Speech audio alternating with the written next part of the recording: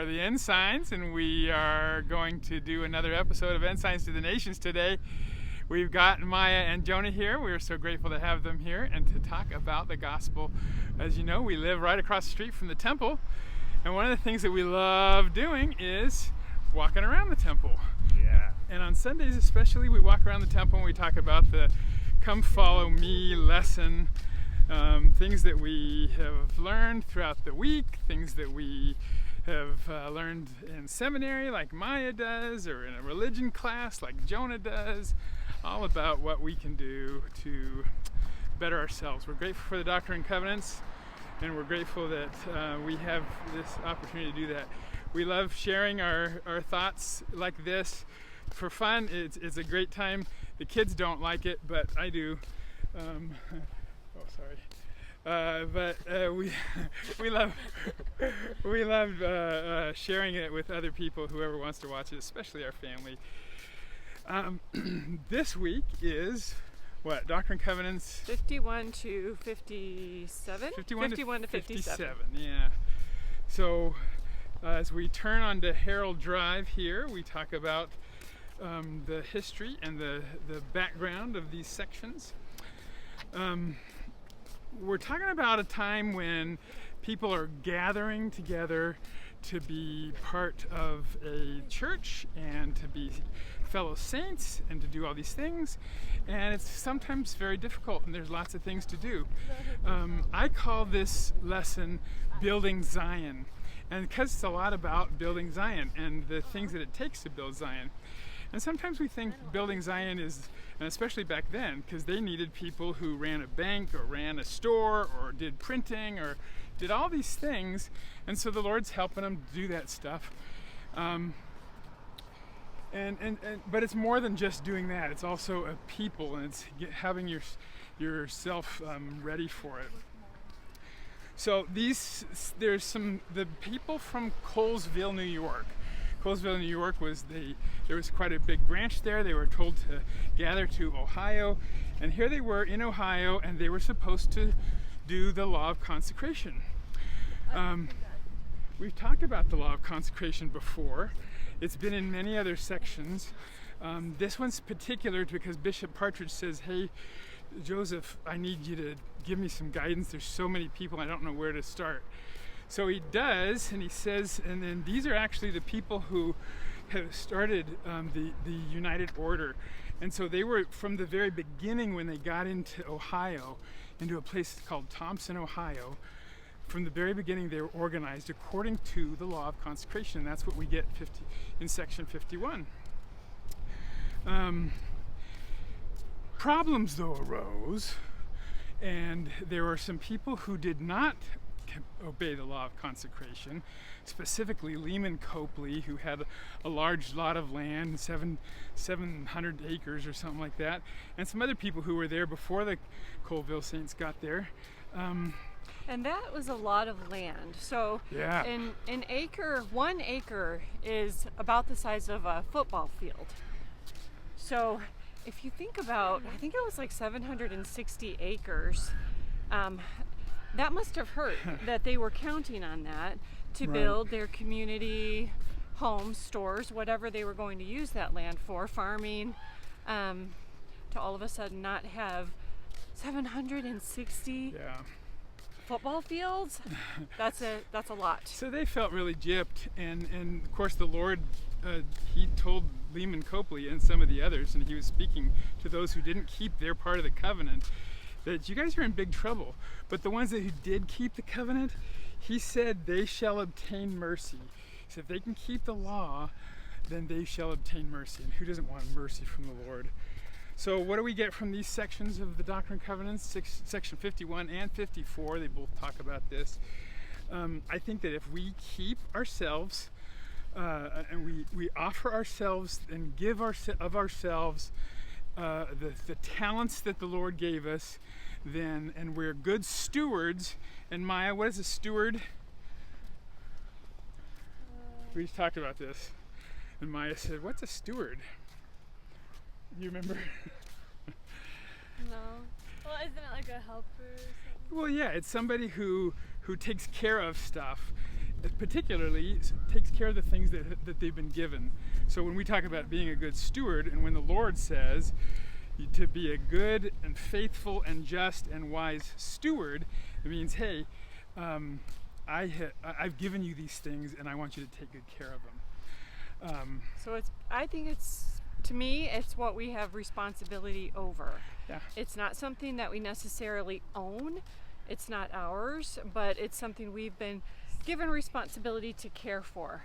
So like, I feel like I have stewardship over the calling, the primary calling that I have. Right. I don't own that class, but I'm responsible to teach those children, and I have stewardship over my family. I have stewardship over my kids. I think we have stewardship over our physical bodies. Right. We have stewardship over our jobs, all the blessings that we get from God, and He's given us a stewardship to take good care of that. And what we can learn from these sections and from the Colesville saints and from the church history is that if we do that, then He says that He will, that we will obtain mercy, like I said, and enter into the joy of the Lord and inherit eternal life. That's in verse 19 of section 51. That's a lot. That's a big blessing there, isn't it? Yeah.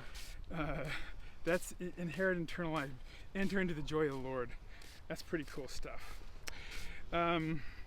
52, 53, 55, we learn about some different people and what they were called to do as they were trying to go from Kirtland over to Missouri, which is about 800 miles away. They were told to preach the gospel by the way. And by the way is an interesting way to say while you're doing your normal life, So as we are going to school, going to work, at the grocery store, getting your nails done, what are ways that we can share the gospel by the way? Your thoughts? Huh? I think we can just share when things come up in our mind and not being afraid.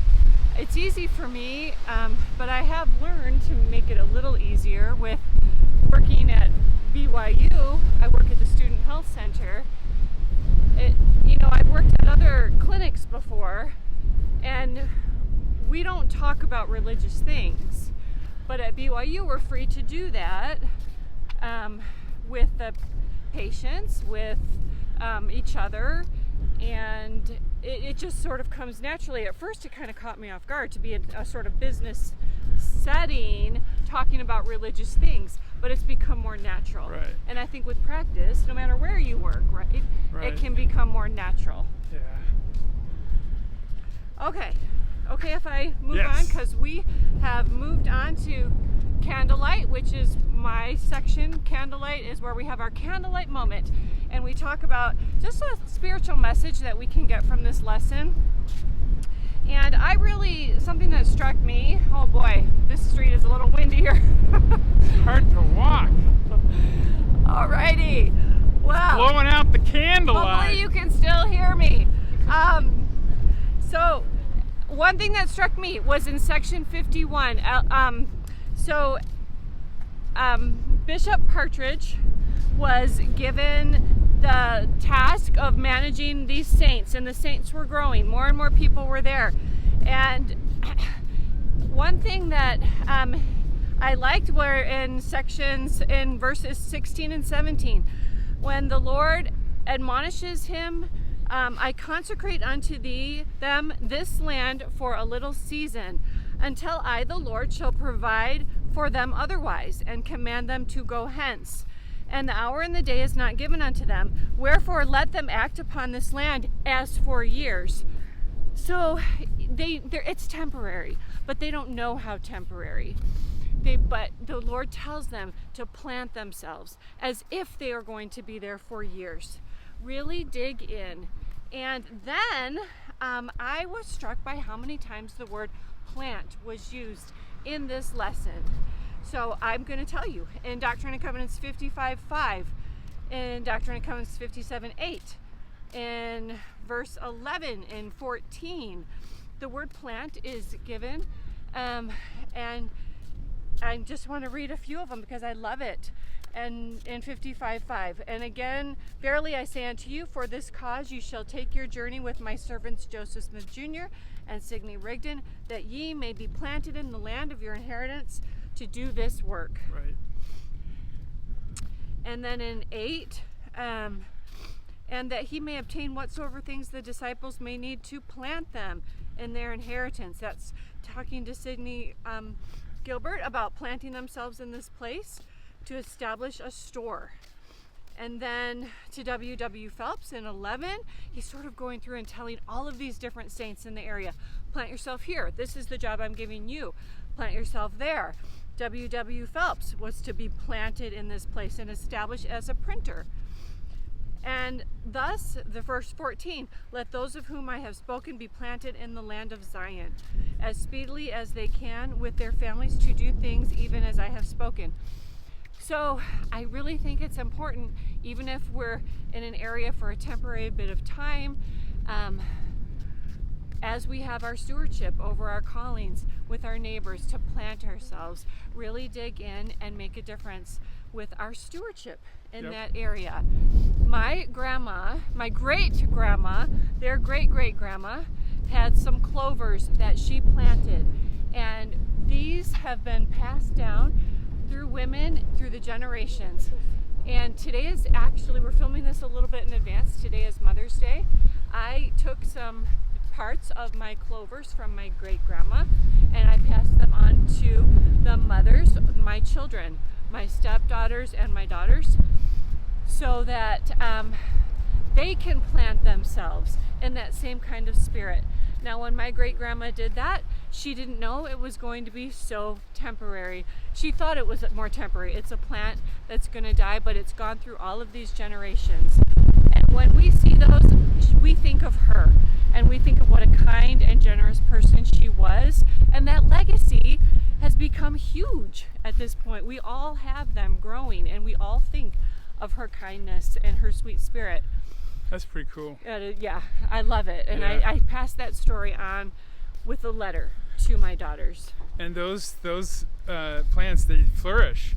They're green and grow, and we've given them to some others. We'll put a little picture of them in here. All right, we just turned on to Lighthouse, and in Lighthouse we like to talk a little bit about the ways that the apostles and prophets have talked to us about this. So Jonah, did you come up with something? Yeah, I read a talk by Elder Cook, and he talked about stewardship, and he talked about at the beginning of his talk he talked about a visit by several rabbis to Salt Lake City, and the rabbis made a couple conclusions about the way that the church uses their tithing and the way that the church members donate to the poor and the needy and the way they serve.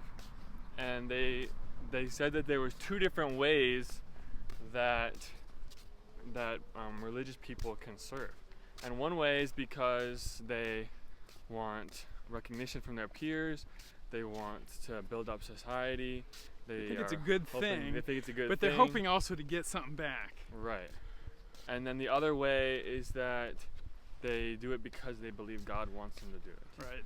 And that is the more noble and holy way of serving. Yeah. And they concluded that the church serves in that way. That the way that our tithing is used is to further God's purposes and not our own. Yeah. He told another story in there that I really liked about when he was a bishop, and there was that 80-year-old lady, Sarah. Do you remember that? No. This 80-year-old lady, Sarah, because he said as a bishop, there's some people will do stuff when they're asked, and some people won't, and some people jump right at it. And this one lady that he had in his ward, Sarah, she would jump at no matter what. And she turns out she was 80 years old, and one time somebody called and said, "Hey, Bishop, help Sarah." He rushed over to Sarah's house, and there she was. She wasn't her house, it was somebody else's house. She was on top of a ladder cleaning out somebody's gutters. And that's because that's just the way that she was. And they wanted her just get off of there or she's going to hurt herself. But she was that kind of person who, her stewardship was she was going to help anybody that she possibly could. She took to heart what the Lord had asked her to do, which was to just help other people at all times. So. And I think that often we wait till somebody asks us to do something rather than stepping forward and saying, what can I do? What about me? How can I help? And there's like two different types of members. Haven't you kind of noticed that? Some will sit in the back and they'll do things, but they do kind of wait until they have a calling or they've been asked to do it.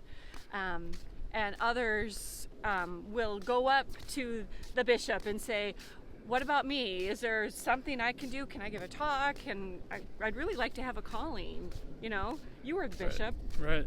Yep. Saw this happen probably. Oh yeah, there were some people who didn't ever talk to you at all, and others because they wanted to stay low, and others who would come up and say, I love to serve, I love to help, so please give me something, anything. Who wasn't given an assignment to either go to Missouri? Who was that? To not go to Missouri or to stay in Kirtland? They were sort of divided into these two different camps. And he said, well, you didn't tell me where I was supposed to go. What about me? How can I help? How can I serve? Right. So that's an example of that kind of person. And that whole section was for him. That was Sydney, somebody, not Sydney Rigdon. It's the other Sydney. What was the other Sydney? We'll post it. Yeah. Did you have anything to add on this that you've studied over the weeks? In seminary, we kind of talked about this in a way, because they always like invite you to like in school or like outside of school to, if you like see somebody sad or something, then you go up to them and you like are nice to them, and so it's like kind of going out of your way, just like how Mom was saying, how you go out of your way to help serve, and so you do the same for your peers. Right, that's good. I'm glad that they're teaching you something in seminary about all that. That's the basics of the gospel. Do unto others as you would have them do unto you. That's the two greatest laws. Love the Lord and love your neighbor. So we've just turned on to end signs. So as we start to wrap up our discussions here, we talk about how it's affected us. You know, we were talking about a plant be planted, and I can remember a time where this was specifically important to us. We moved many years ago from Utah out to Michigan and had a really hard time when we first got there to Michigan, and just wasn't sure if it was the right decision. And it was just, we thought, I don't know why we did this. We gave up things, we moved into a weird place, and it was really hard. But I went to it was a regional church meeting, and Elder L. Tom Perry was there.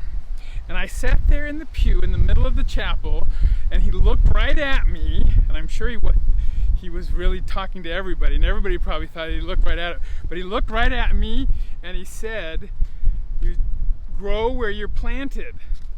And I thought, and it really hit me that this is what I'm supposed to do. Forget about trying to decide whether or not I should be here or we shouldn't have moved or whatever, but I should grow where I'm planted, and this is where I'm planted right now in Fenton, Michigan.